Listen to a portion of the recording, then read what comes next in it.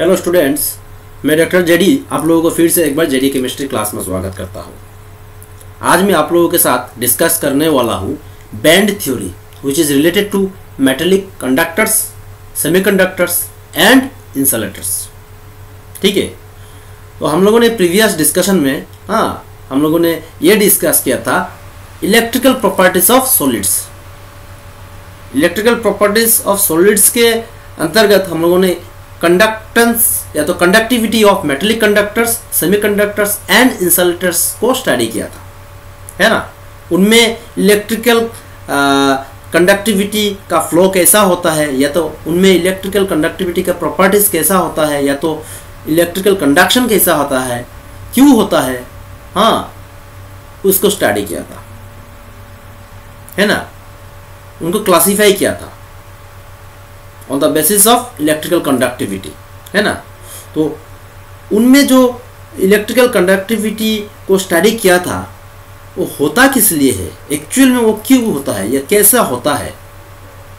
Metallic conductors में electrical conductivity का passage कैसा होता है, सेमीकंडक्टर में कैसा होता है और इंसुलेटर्स में कैसा होता है, मैकेनिज्म क्या है, उसमें किस चीज़ का वजह से इलेक्ट्रिकल कंडक्टिविटी का फेनोमेनन मौजूद रहता है।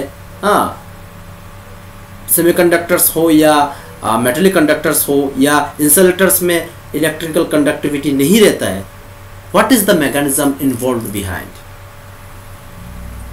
इसको आज हम लोग स्टडी करेंगे। तो उसको स्टडी करने के लिए हम लोगों को बैंड थ्योरी से उसको समझाना पड़ेगा, एक्सप्लेन करना पड़ेगा। तो मैं और एक चीज़ आप लोगों को बताना चाहता हूँ, जिन लोगों ने मेरा प्रीवियस डिस्कशन नहीं देखा है, शायद इन लोगों को आज ये जो बैंड थ्योरी है, जो एक्सप्लेन करता है electrical conductivity in semiconductors, metallic conductors and insulators, उन लोगों को शायद ये समझ में नहीं आएगा। ठीक है, तो मैं आप लोगों से रिक्वेस्ट करता हूँ कि आप लोग मेरा प्रीवियस डिस्कशन देखिएगा। इनफैक्ट मैंने सॉलिड स्टेट चैप्टर का हर एक डिस्कशन का पूरा प्लेलिस्ट ऊपर आई बटन पे दे रखा है और at the same time description box में भी दे रखा है। आप लोग क्लिक कीजिएगा, देखिएगा, ताकि आज का जो प्रेजेंट डिस्कशन होने जा रहा है relative to band theory for explaining the conductivity of different types of solids, वो आप लोगों को समझ में आए। ठीक है, तो चलो बिना देरी करते हुए हम लोग आगे बढ़ते हैं। तो सबसे पहले हम लोगों को ये जानना जरूरी है एनर्जी बैंड क्या है। बैंड थ्योरी जो एक्सप्लेन करता है electrical conductivity in different types of solids, उस बैंड थ्योरी को जानने से पहले सबसे पहले हम लोगों को जानना है एनर्जी बैंड क्या है, किसे हम लोग एनर्जी बैंड कहेंगे, है ना। देखिए, the atomic orbitals of large number of atoms of any element combine together to form large number of molecular orbitals which are so close in energy to each other that they form energy levels. Atomic orbitals आप लोगों को शायद पता ही है ना। Shells के अंदर subshells रहता है, सबशेल्स के अंदर ऑर्बिटल्स रहता है। उस ऑर्बिटल्स को हम क्या कहते हैं, एटॉमिक ऑर्बिटल्स कहते हैं। कोई एक मेटल मान लीजिए, ये एक आपका हो गया एक metal, this is your suppose a piece of metal. ये जो मेटल में आपका बहुत सारा लार्ज नंबर ऑफ एटम्स रहेगा, है कि नहीं, लार्ज नंबर ऑफ एटम्स रहेगा, है ना। अगर लार्ज नंबर ऑफ एटम्स रहेगा, इट इज क्वाइट ऑब्वियस इसमें लार्ज नंबर ऑफ ऑर्बिटल्स भी रहेगा, है ना। तो ये जो ऑर्बिटल्स है एटम्स में, ये सब आपस में कंबाइन हो जाएंगे। कंबाइन होके क्या करेंगे, equivalent number of molecular orbitals formation करेंगे। वो जो मोलिकुलर ऑर्बिटल्स होगा, जो फॉर्मेशन होगा एटॉमिक ऑर्बिटल्स से कंबाइन होकर, they are very much close to each other in terms of energy. ठीक है, मान लीजिए ऐसा 2s ऑर्बिटल है, ठीक है, 2s ऑर्बिटल बहुत सारा है इस एलिमेंट m के अंदर। इस एलिमेंट m के अंदर बहुत सारा m एटम है, उस बहुत सारा m एटम में ट्वाइस ऑर्बिटल भी ऑब्वियस बहुत सारा है। ऐसा ट्वाइस एटम कंबाइन होकर हाँ, large number of twice S molecular orbitals formation होगा, and those molecular orbitals are very much close to each other in terms of energy, हाँ, such that they form what energy levels। तब वो ट्वाइसेस orbitals combine होकर जो molecular orbitals जो formation होगा उसको हम लोग कलेक्टिवली क्या कहेंगे, एनर्जी लेवल्स कहेंगे। वो very much not exactly identical but very much close to each other, तब उसको हम लोग क्या कहेंगे, एनर्जी लेवल्स कहेंगे। समझ में आ रहा है? तो ये जो मान लीजिए ये मोलिकुलर ऑर्बिटल्स, बहुत सारा मोलिकुलर ऑर्बिटल्स फॉर्मेशन हुआ ट्वाइसेस का, तो ये हुआ, ये हुआ, ये हुआ, ये हुआ, ये हुआ, these are all twices, this is twices, this is twices, this is twices, these are very very much close to each other, है ना, in terms of their energy. ये सब जो ट्वाइसेस ऑर्बिटल्स है इस मेटल एम का, हाँ, they are very much close to each other. तब ये सब एक साथ मिलकर, आपस में मिलकर क्या हो गया, आपका एनर्जी लेवल हो गया। मतलब एनर्जी लेवल मतलब ये कह सकते हैं, ये एक एनर्जी एक्चुअली, ये एक एनर्जी लेवल, ये एक एनर्जी लेवल, ये एक एनर्जी लेवल, ये एक एनर्जी लेवल, ये एक एनर्जी लेवल, ये एक एनर्जी लेवल। मतलब यहाँ पे ट्वाइसेस ऑर्बिटल्स सभी एक ही जगह में आपस में कंबाइन होकर मोलिकुलर ऑर्बिटल्स हुआ। वो जो मोलिकुलर ऑर्बिटल्स हुआ वो very much close to each other but they are somewhat different from each other. हाँ, थोड़ा तो डिफरेंस है लेकिन very much close to each other in terms of their energy. उस very much close to each other in terms of energy give rise to energy levels. वहां से ही आया आपका क्या, एनर्जी लेवल्स आया, उसको हम लोग एनर्जी लेवल्स कहेंगे। ऐसा ट्वाइसेस ऑर्बिटल्स तो बहुत सारा रहेगा, उस ट्वाइसेस ऑर्बिटल्स को हम लोग तब एनर्जी लेवल्स कहेंगे। समझ में आ रहा है ना मेरा बात? ठीक है, धीरे धीरे करके और भी समझते हैं। तो अभी देखिए इसके बाद में क्या कहा गया, such energy levels are collectively called as what, energy bands which forms the basis of band theory. जो मैंने बोला कि ऐसा ट्वाइसेस ऑर्बिटल्स तो बहुत सारा रहेगा, तो बहुत सारा मिलके क्या हुआ, एनर्जी लेवल्स हुआ। बहुत सारा एनर्जी लेवल्स मिलकर आपका क्या हुआ, एनर्जी बैंड हुआ। समझ में आ रहा है?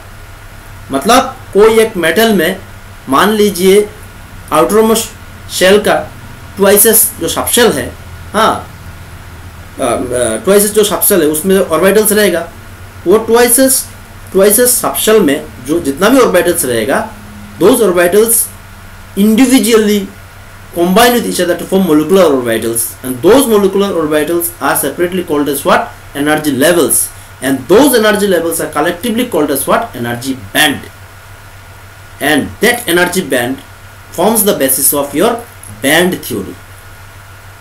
क्लियर हुआ आप लोगों को? समझ में आ रहा है ना? अच्छा, तो अभी क्या हुआ देखिए, the energy band consists of energy levels equivalent to the number of atoms present। वो तो होना ही है। जैसे कि मैंने बोला कि यहाँ पे ये एक बैंड हो गया मान लीजिए, तो यहाँ पे बहुत सारा मोलिकुलर ऑर्बिटल्स है। एज फॉर एग्जांपल मैंने बोला था यहाँ पे ट्वाइसेस है ना, ट्वाइसेस 2s एटॉमिक ऑर्बिटल को पकड़ लिया, अगर कंसीडर करते हैं तो 2s एटॉमिक ऑर्बिटल को अगर कंसीडर करते हैं, ऐसा 2s एटॉमिक ऑर्बिटल्स कंबाइन, जितना 2s एटॉमिक ऑर्बिटल्स कंबाइन होगा उतना equivalent numbers of molecular orbitals formation होगा। वो मोलिकुलर ऑर्बिटल्स रिप्रेजेंट करता है आपका energy levels, and those energy level constitute energy band. लेकिन वो एनर्जी लेवल्स कितना है, कितना नंबर ऑफ एनर्जी लेवल्स है, उसका क्वांटिटी क्या है, and that quantity is equal to the number of atoms present. होना ही है, क्योंकि अगर मान लीजिए कोई एक मेटल में, ये एक मेटल है, इसमें 2 m एटम है, 2 m एटम है, 2 m एटम है। अगर इसमें एक m एटम में अगर 2s ऑर्बिटल रहता है तो 2 m एटम में कितना रहेगा, 2 ही रहेगा। अगर n m एटम हुआ तो उसमें n number of 2s subshell रहेगा, है ना, या तो 2s ऑर्बिटल रहेगा, जिसके वजह से वो यहाँ पे क्या कहा गया था, energy band consist of energy levels equivalent to the number of atoms present. जितना एटॉम्स एक पीस ऑफ मेटल में रहेगा उतना नंबर ऑफ एनर्जी लेवल्स रहेगा एक पर्टिकुलर बैंड में। तो इससे क्या पता चल रहा है कि एनर्जी बैंड में एनर्जी लेवल्स होता है और energy levels is equivalent to the number of atoms present in the particular metal. Clear हो रहा है ना, आप लोगों को समझ में आ रहा है ना। तो एज फॉर एग्जाम्पल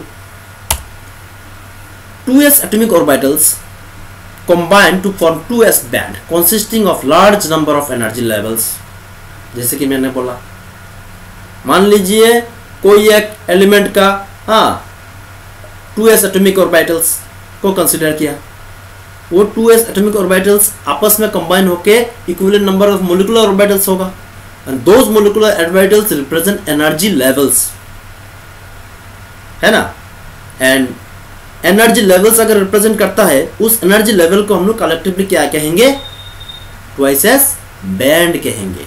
इसका मतलब क्या हुआ, ट्वाइस एस बैंड यानी 2s band consist of energy levels having 2s molecular orbitals formed from 2s atomic orbitals। Clear, समझ में आ रहा है आप लोगों को। सिमिलरली 2p बैंड में आपका एनर्जी लेवल्स रहेगा consisting of 2p molecular orbitals formed from 2p atomic orbitals। Clear, समझ में आया आप लोगों को। तो ये 2s बैंड और 2p बैंड जो फॉर्मेशन हुआ, वहां से ही आपका आता है दूसरा concept, balance band and conduction band. चलो अभी हम लोग देखते हैं। तो the outermost field energy band is called valence band, while the next empty band into which electron can move is called conduction band। देखिए आप लोग, ये एक बैंड एनर्जी डायग्राम है, ये तीनों for insulators, for semiconductors, for conductors. तो अभी ये बैलेंस बैंड और कंडक्शन बैंड एक्चुअली है क्या। अभी मान लीजिए कोई भी एक एलिमेंट का इलेक्ट्रॉनिक कॉन्फ़िगरेशन, मान लीजिए 1s2 2s2 2p सपोज 0 मान लीजिए, ठीक है, as for example of a particular metal. मैंने कोई मेटल का नाम नहीं लिया यहाँ पे, ठीक है। तब ये तो पार्टिसिपेट नहीं करेगा, ये तो क्यों पार्टिसिपेट नहीं करेगा, ये इसका इलेक्ट्रॉन्स पार्टिसिपेट नहीं करेगा।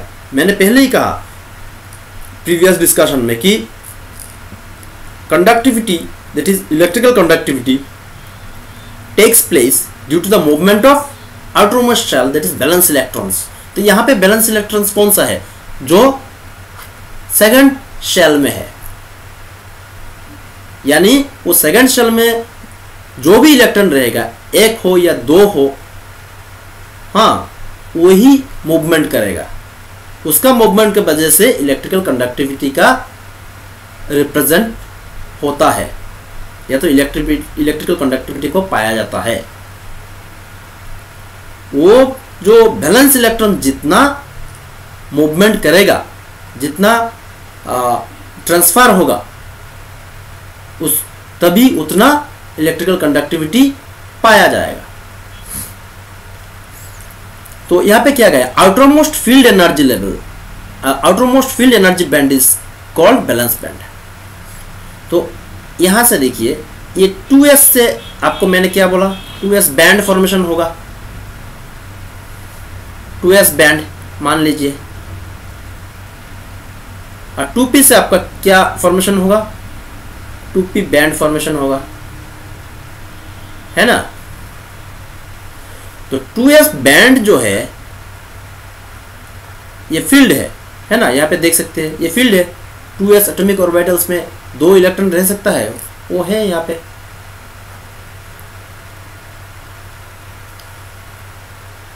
है ना। फील्ड है। तो आपका ये जो फील्ड है इसको क्या कहा गया, इसको कहा गया आपका बैलेंस बैंड। ठीक है, लेकिन next empty band into which electron can move, लेकिन नेक्स्ट बैंड देखिए 2p बैंड, इसमें कोई इलेक्ट्रॉन है क्या? नहीं है। उसको हम लोग क्या कहेंगे? कंडक्शन बैंड कहेंगे। यानी बैलेंस बैंड को हम लोग क्या कहेंगे? बैलेंस बैंड को हम लोग कहेंगे यहाँ पे एज फॉर एग्जांपल ये हो गया आपका 2s, ये हो गया आपका 2p। समझ में आ रहा है? सिमिलरली यहीं पे एज फॉर एग्जांपल सब में 2s 2p नहीं हो सकता, शायद 3s 3p भी हो सकता है। मैंने ये पर्टिकुलर एग्जांपल लिया जहाँ पे मैंने कहा है कि 2s और 2p का जिक्र किया है। इसके लिए ये यहाँ पे हो गया 2p, तो यहाँ पे 2s हो गया, ये हो गया आपका 2p। अभी देखिए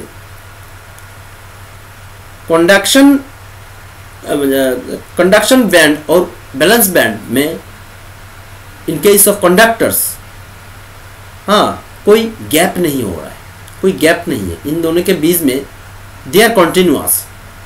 बैलेंस बैंड और कंडक्शन बैंड में उतना डिफरेंसेस नहीं है, there is no gap between valence band and conduction band in case of conductors. Valence band तो आप लोगों को समझ में आया ना, जो आउटरमोस्ट फील्ड एनर्जी लेवल्स है, फील्ड एनर्जी बैंड है, उसको हम लोग बैलेंस बैंड कहेंगे। और नेक्स्ट एम्प्टी बैंड उसको हम लोग क्या कहेंगे? कंडक्शन बैंड कहेंगे। तब क्या होता है, जो इलेक्ट्रॉन्स जो है वो बैलेंस बैंड से कंडक्शन बैंड में जाएगा, तभी जाके इलेक्ट्रिकल कंडक्टिविटी का मौजूदी पाया जाता है एक पार्टिकुलर सॉलिड में। समझ रहे हैं ना? इलेक्ट्रिकल कंडक्टिविटी कैसा होता है? Due to the movement of electrons from valence band to conduction band. Electrons रहता है एक्चुअली बैलेंस बैंड में, ठीक है। कंडक्टिविटी का वजह से, इलेक्ट्रिकल कंडक्टिविटी का एग्जिस्टेंस का वजह से वो इलेक्ट्रॉन्स बैलेंस बैंड से होकर कंडक्शन बैंड में चला जाता है, ठीक है। तो फॉर कंडक्टर्स वो बैलेंस बैंड और कंडक्शन बैंड के बीच में गैप नहीं होता है, अगर होता भी है वेरी वेरी मच नेग्लिजिबल, जिसके वजह से most of the electrons goes to the conduction band and that give rise to electrical conductivity. You can see here that in conduction band there is more number of electrons than that of electrons present in valence band. Why? Because there is negligible gap or no gap between conduction band and valence band. There is no energy differences between the valence band and conduction band in case of conductors. लेकिन semiconductors के लिए आप लोग देख सकते हैं conduction band और balance band के बीच में थोड़ा गैप है। वो गैप क्या है? वो गैप एक्चुअली क्या है? एनर्जी गैप है, एनर्जी गैप है। कंडक्टर्स में वो एनर्जी गैप नहीं है, इलेक्ट्रॉन आसानी से बैलेंस बैंड से कंडक्शन बैंड में चला जाता है, खुद से चला जाता है, उसमें कुछ बाहर से एनर्जी देने का जरूरत ही नहीं है फॉर कंडक्टर्स। लेकिन सेमीकंडक्टर्स में आप लोग देख सकते हैं कुछ गैप है। वो गैप क्या है? एनर्जी का गैप है in between valence band and conduction band, जिसके वजह से if we supply little energy then you will find that electron starts moving from valence band towards conduction band, है ना। तो that means the band gap in between valence band and conduction band is somewhat more than that of, somewhat more क्या, वो तो ज़्यादा ही है compare to that of band gap if present in conductors. तो बैंड गैप उसको band gap क्यों कहा गया? क्योंकि वो हम लोग बात कर रहे हैं कंडक्शन बैंड और बैलेंस बैंड को लेकर, है ना। तो उन दोनों के बीच में जो गैप होना है उसको बैंड गैप ही कहेंगे ना, या तो फॉरबिडन जोन भी कहेंगे। वो बैंड गैप क्या है? एक्चुअली एनर्जी डिफरेंसेस है बिटवीन हुम, between valence band and conduction band. Clear, समझ में आ रहा है? अभी नेक्स्ट देखिए आप इंसुलेटर्स में क्या कहा गया। इंसुलेटर्स में आप लोग देख सकते हैं कि बैलेंस बैंड और कंडक्शन बैंड में एनर्जी डिफरेंसेस बहुत ज़्यादा है, यानी उसमें बैंड गैप बहुत ज़्यादा है ना, जिसके वजह से अंडर नॉर्मल कंडीशंस और in extreme conditions also balance band से कंडक्शन बैंड में इलेक्ट्रॉन्स नहीं जा सकता। एकदम एक्सट्रीम कंडीशन में शायद जा सकता है, लेकिन इन जनरल इंसुलेटर्स जो इलेक्ट्रिकल कंडक्टिविटी शो नहीं करता, ये इसके वजह से, ये बैंड गैप जो बहुत ज़्यादा है इसके वजह से शो नहीं करता है। Under exceptional condition it may show some conductivity, but they are truly non-conductors, or you can say insulators, because of the very large energy gap or band gap present in between their valence band and conduction band, which makes almost impossible for the electrons present in the valence band to move to the conduction band. समझ में आ रहा है? तो यहां से हम लोगों को क्या पता चला कि सेमीकंडक्टर्स इलेक्ट्रिकल कंडक्टिविटी शो करता है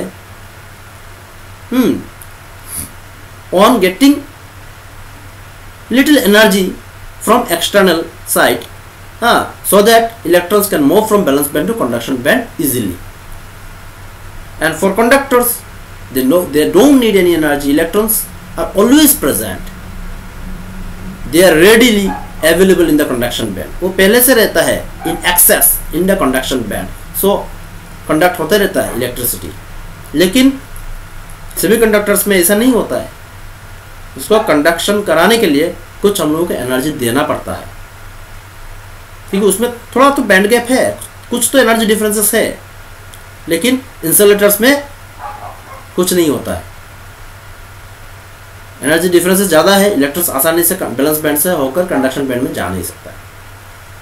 तो ये जो बैंड, बैलेंस बैंड और कंडक्शन बैंड के बारे में हम लोगों ने बात किया है, ये एक्चुअल होता क्या से, ये आप लोगों को समझ में आया?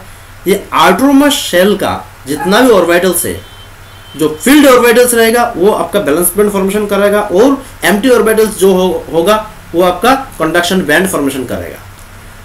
तो फील्ड एनर्जी बैंड जो है, जो बैलेंस बैंड फॉर्मेशन करेगा, उसमें भी अगर वो पूरा पार्टली फील्ड नहीं होगा, उनमें भी इलेक्ट्रॉन्स का मूवमेंट हो सकता है, जिसके वजह से इलेक्ट्रिकल कंडक्टिविटी भी शो हो सकता है। अगर मान लीजिए मैंने यहाँ पे 2s ऑर्बिटल्स का जिक्र किया, 2s ऑर्बिटल में मैक्सिमम ऑफ 2 इलेक्ट्रॉन रह सकता है ना, 2 इलेक्ट्रॉन रह सकता है। अगर उसमें मान लीजिए एक इलेक्ट्रॉन था 2s1, तो ऐसा तो बहुत सारा 2s molecular orbitals are present in 2s band.